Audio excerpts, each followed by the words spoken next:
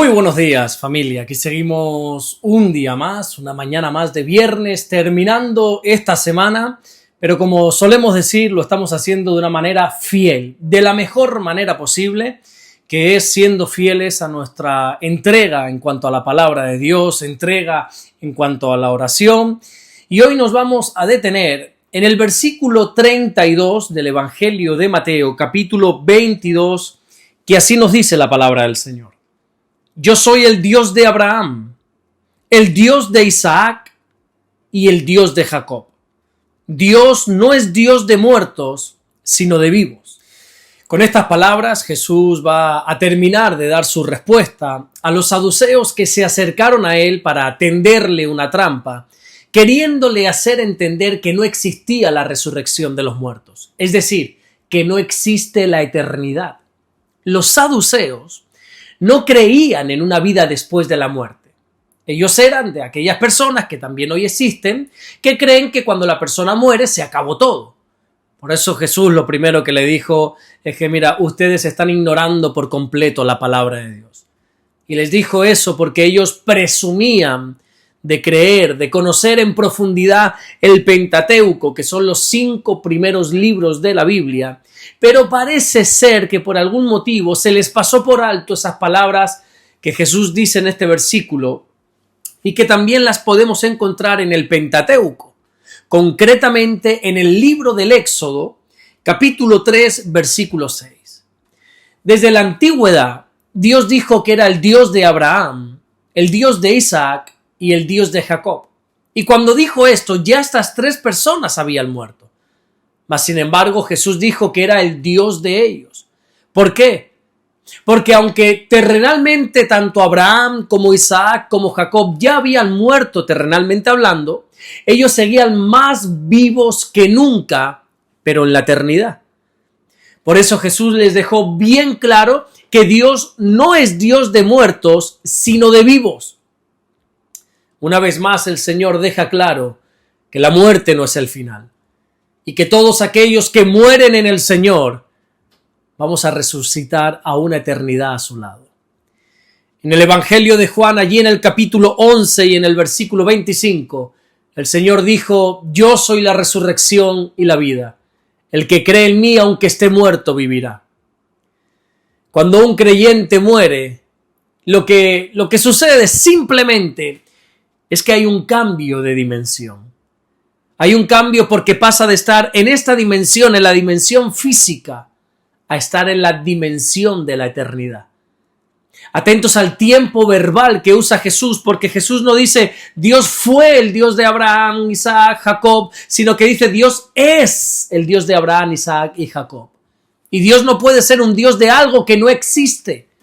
Si Dios dijera ser el Dios de los muertos, el Dios de las personas que ya no existen, entonces su misma naturaleza estaría limitada. Por eso la Biblia deja claro que Dios es Dios de vivos. Abraham, Isaac y Jacob ya no estaban en la tierra, pero seguían vivos en la presencia de nuestro Dios.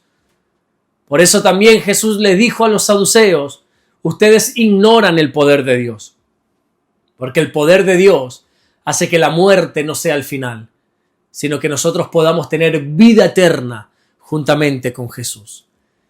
Ellos pensaban que la vida se basaba únicamente en esto, en lo que conocemos, en los términos humanos. Pero el Señor les está diciendo que la vida no está limitada ni en cuerpo y tampoco en tiempo. Porque aquellos que morimos en el Señor no estamos perdidos. Por eso Pablo, el apóstol Pablo, pudo decir una de las frases más increíbles de toda la Biblia cuando escribiendo su carta a los Filipenses en el capítulo 1 y versículo 21 dijo: para mí el vivir es Cristo y el morir es ganancia. Si la muerte fuese el final, ¿cómo es posible que Pablo lo denominase ganancia? Pero es que ya, como todos sabemos, morir es ganar, porque el que muere con Cristo vive eternamente con Cristo. Algo que me fascina también de este versículo es el hecho de que Dios sigue siendo Dios de todos aquellos que han muerto creyendo en Él. Dios no es solamente mi Dios aquí en la tierra. sino que cuando muera y pasemos a su presencia va a seguir siendo mi Dios. Por eso Pablo pudo llegar a decir en la carta a los Romanos, en el capítulo 8 y en el versículo 38, que ni la muerte ni la vida podrán separarnos del amor de Dios. Dios no abandona a sus hijos aun cuando mueren, sino que Dios nos guarda y Dios nos llama por nuestro nombre.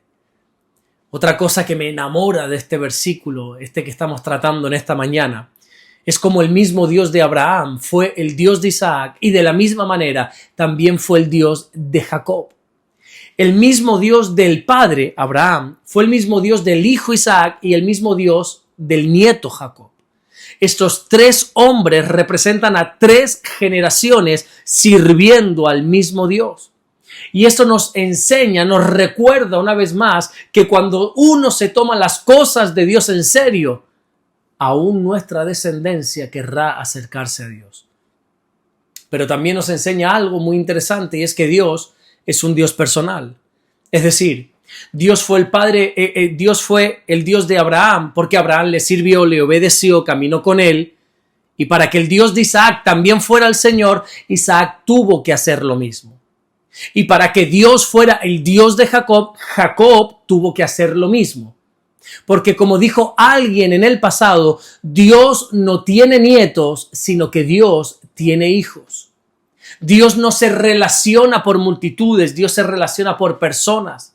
Los hijos de Dios no somos un montón de números que formamos parte de un grupo, no, somos personas concretas y conocidas individualmente por Dios. En Isaías capítulo 43, verso 1 dice, yo te he redimido, te puse nombre, mío eres tú. Dios quiere ser el Dios de cada uno de nosotros. Por eso el salmista dijo en ese famoso Salmo 23, versículo 1, el Señor es mi pastor. Cuando decimos que Dios no tiene nietos, lo que queremos decir es que la fe no se hereda biológicamente. Cada persona, cada generación tiene que conocer a Dios por sí mismo. Aquí no basta con decir, no, es que mi abuela era cristiana. No, es que mis padres son creyentes. Aquí se trata de que cada persona en particular tiene que tener una relación con el Señor. Me gusta mucho esa declaración que hizo Tomás, el apóstol Tomás, cuando pudo comprobar por sí mismo que Jesús había resucitado. Y dice la Biblia en el Evangelio de Juan, allí en el capítulo 20 exactamente y versículo 28, que Tomás dijo, Señor mío y Dios mío.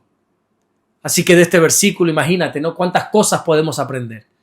Pero entre todas ellas, lo más importante es que podamos conocer a Dios de una manera personal, que podamos conocerle de una manera íntima. Aquí no se trata de tener mucha información sobre Dios, aquí de lo que se trata es de tener una relación con nuestro Dios, de conocerlo personalmente. Por eso creo que cuando Jesús dijo, yo soy el Dios de Abraham, el Dios de Isaac y el Dios de Jacob, es como una invitación que Jesús nos está haciendo a cada uno de nosotros para que nos preguntemos, oye, ¿yo puedo afirmar 100% que Dios es mi Dios? O mejor aún, ¿Dios podría decir de ti, yo soy el Dios de fulano, de mengano? Quizá eres como Job, que hubo un momento en el que él tuvo que reconocer que simplemente de oídas había escuchado al Señor. Pero eso no sirve de mucho, ¿eh? Aquí lo importante es dejar que Dios sea tu Dios.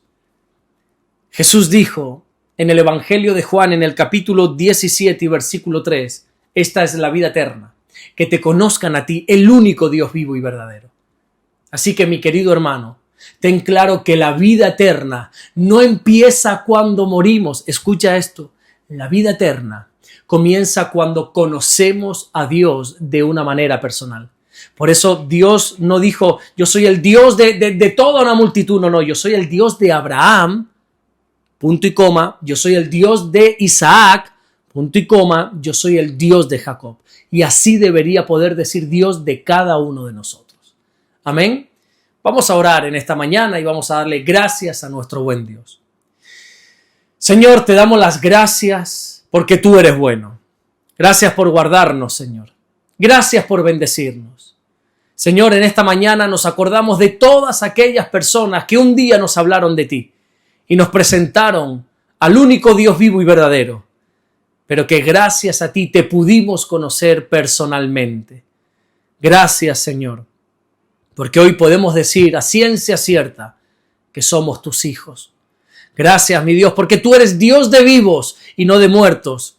Y eso significa que una vez nosotros partamos de este mundo, seguirás siendo nuestro Dios por la eternidad. Gracias por guardarnos, por bendecirnos.